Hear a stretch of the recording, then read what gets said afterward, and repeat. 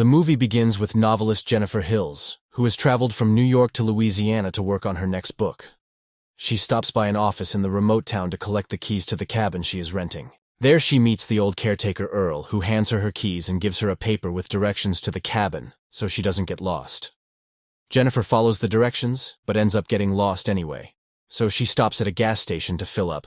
She starts to pump her gas when she notices some mechanics, including Andy looking at her like a piece of meat. Another man, Johnny, comes over, startling her, who thinks nothing of it and asks for help finding her cabin. Johnny helps her with directions before making a pass at Jennifer, who simply laughs at his cheesy pickup line. Johnny is not impressed at her laughing, but helps her with gas before watching her drive away. Jennifer finally gets to the cabin nestled in the woods with a lake nearby, and soon moves in her stuff to get comfortable. That evening, she is already working on her book, finding her environment inspiring. The following evening, Jennifer is on a call with a friend when she hears a loud bang startling her. She goes to check it out, but realizes that a shed door nearby is banging in the wind. She heads to the shed where inside she sees numerous tools and instruments along with bags of lye. Jennifer thinks nothing of it and heads back to the porch but spills her wine all over. Pissed, she heads inside and removes her clothes to clean up, unaware that someone outside is videotaping her. The next morning, Jennifer is out for a run alone in the woods, a recipe for disaster. She soon gets lost in the woods and stumbles upon an abandoned and broken down home. Instead of moving on, she heads inside to check it out. Why? Because white people. She is soon creeped out and finds her way back to the cabin. She heads inside to wash up but realizes poop water is coming out of the pipes and her sewer lines may be blocked, so she calls Earl, who promises to send help. Jennifer then accidentally drops her cell in the toilet, damaging it. The plumber soon arrives, a mentally disabled man named Matthew, who fixes the issue. Jennifer happily thanks him with a kiss, and Matthew hurries out nervously. We then see Andy, Johnny, and another man, Stanley, sitting by the lake when Matthew joins them. The men mock Matthew for not trying to smash Jennifer when they were alone. Stanley then reveals that he was the peeping Tom outside Jennifer's window, and shows the men the video he captured, which entices them, especially Johnny. The men don't think Johnny stands a chance with Jennifer, but he swears that she liked him.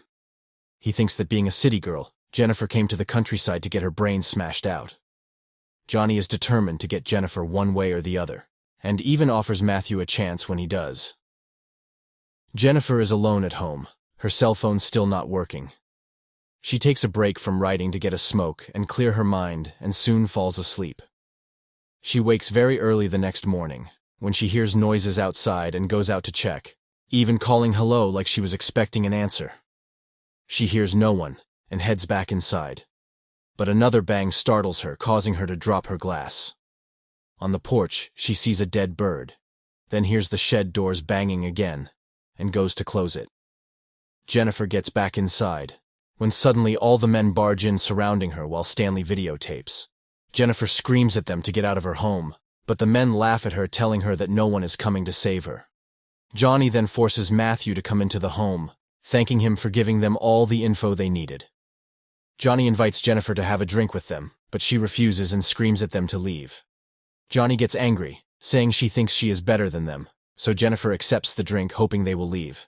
Johnny then forces Jennifer to show him her teeth, banging her with a bat when she hesitates. He then pulls a gun, forcing it into Jennifer's mouth and down her throat. The men then want Matthew to get a turn, but he refuses to hurt Jennifer.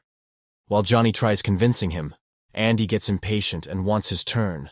But Jennifer attacks him and maces Stanley before dashing from the house. Jennifer frantically runs through the woods, leaving her slippers behind. She suddenly runs into Earl and Sheriff Storch, who are out hunting. Jennifer explains the attack on her. So Storch tells Earl to return to town, while he and Jennifer head to the cabin so she can ID the men. Storch drives Jennifer back to the cabin. The two enter the cabin where Storch is armed and demands that the men show themselves. But after a search, he realizes that the cabin is empty. Storch sees Jennifer's bottles of wine and the joint she had smoked, then pretends to call for backup. He ignores Jennifer's pleas, explaining that he has known the men she describes since they were kids and plans to arrest her. He makes Jennifer face the wall, but starts to grope her, then grabs her. Johnny and the other men then reappear, revealing that they are working with the sheriff. Storch then sadistically forces Jennifer to whinny like a horse before slapping her brutally. Johnny then grabs her, ordering a reluctant Matthew to get his turn. Johnny then cuts Jennifer's pants, and the men force her to dance. The men then throw Jennifer down and strip her, and Matthew is unable to control himself and starts to have his way. Storch steps away to take a call from his daughter, revealing that he is supposed to be at church with his family, but lies to them, saying that he is on a call. Matthew then finishes in a scream, then throws up in a corner. The men leave laughing, and Jennifer stumbles into the woods, beaten and broken. She then suddenly walks right into Johnny and the gang who are waiting for her. Andy drags her to a puddle and dunks her head multiple times before Storch decides to take his turn with her in the bum. Jennifer regains consciousness, as the men have all satisfied themselves with her and joke about how long they lasted. Jennifer drags herself to her feet and walks away in pain, and the men follow her. She gets to a bridge, and Storch prepares to shoot her, but Jennifer falls into the river before he can.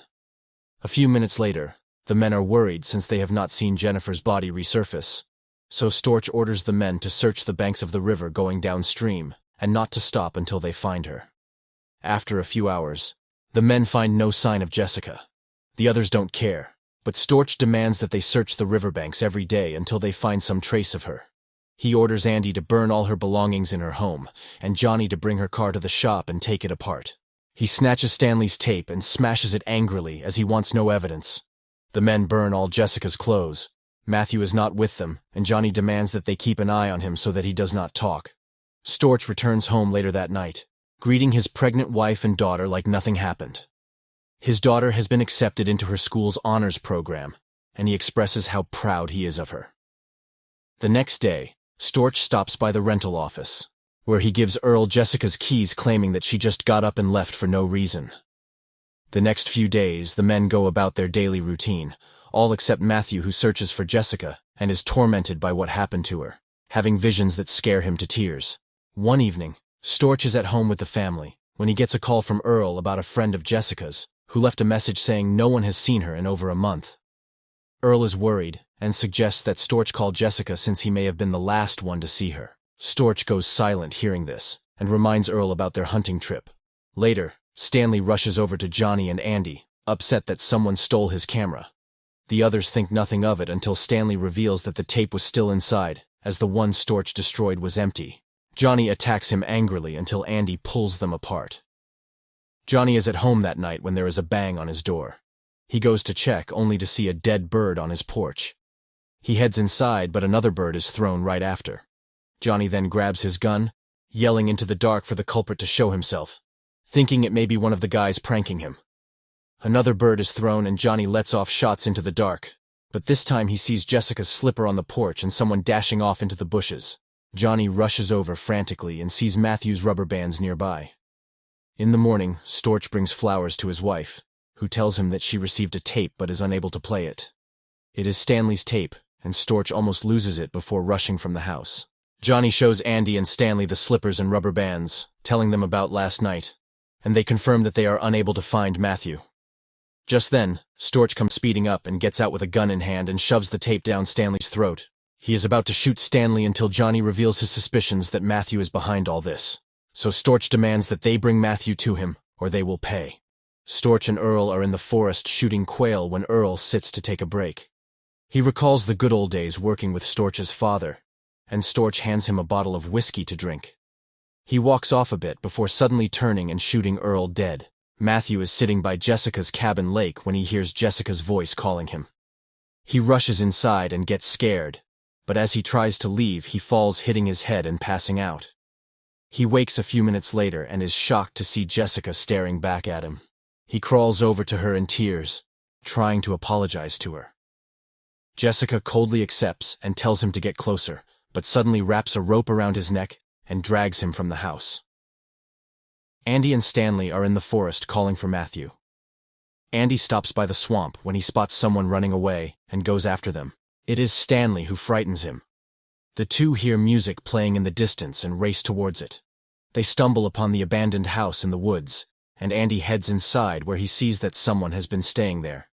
Outside, Stanley comes face to face with Jessica, but steps into a bear trap. Andy rushes out, but Jessica ambushes and knocks them both out with a bat. Andy wakes up bound and suspended over a tub that slowly begins to fill with water. He struggles frantically and yells for Stanley to help him. But outside, Stanley is strapped to a tree with Jessica taping him. She promises to give him a very good show since he likes to watch, and sets the camera down towards him. She then stuffs a dead rat into his mouth, causing him to throw up. Jessica then pins both his eyes open with fish hooks and smears fish guts all over his face, and soon the crows land and begin to peck his eyes out, killing him. She grabs a bat and heads inside where the bathtub is now filled. Andy begs for forgiveness, but Jessica reminds him how she begged him also, before beginning to push his head underwater. She then pours a bag of lye into the tub, turning into an acidic bath, and removes one of the supports holding Andy up. Andy soon is unable to hold himself up, and his head falls into the acidic bath and begins to slowly melt away, killing him. Andy is at the shop when he sees a hot chick outside. He comes out, but it's Jessica who knocks him out. He wakes up naked, gagged, and tied to the roof of the abandoned house. Jessica appears before him, grabs him, and uses pliers to pull out his teeth. She then forces his gun into his mouth like he did to her, repeating all the taunts that the men had used on her. Through all of that, Johnny tries to act tough, demeaning Jessica, until she pulls out massive garden shears and uses them to emasculate Johnny, leaving him to bleed out and die. Storch is returning home when he gets a call from his wife that their daughter's new teacher has come to visit. Their daughter loves the new teacher, who turns out to be Jessica, who takes the phone and tells Storch her name. Storch immediately begins to bawl, and Jessica tells him he has a nice family. Storch races back home, but learns that Jessica took their daughter to the park, so he rushes there. He calls out for his daughter, but the park is empty. He rushes back to his car, but there Jennifer knocks him out. Storch wakes up in the abandoned house bound, and with a shotgun stuck up his bum. He cries like a baby asking for his daughter.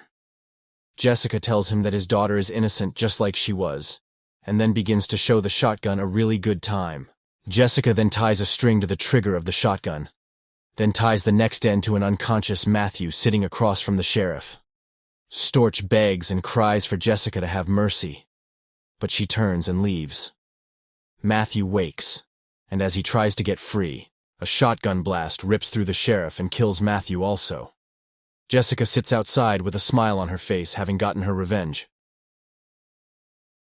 Remember to subscribe and turn on notifications so you can watch more movies like this. Thanks for watching.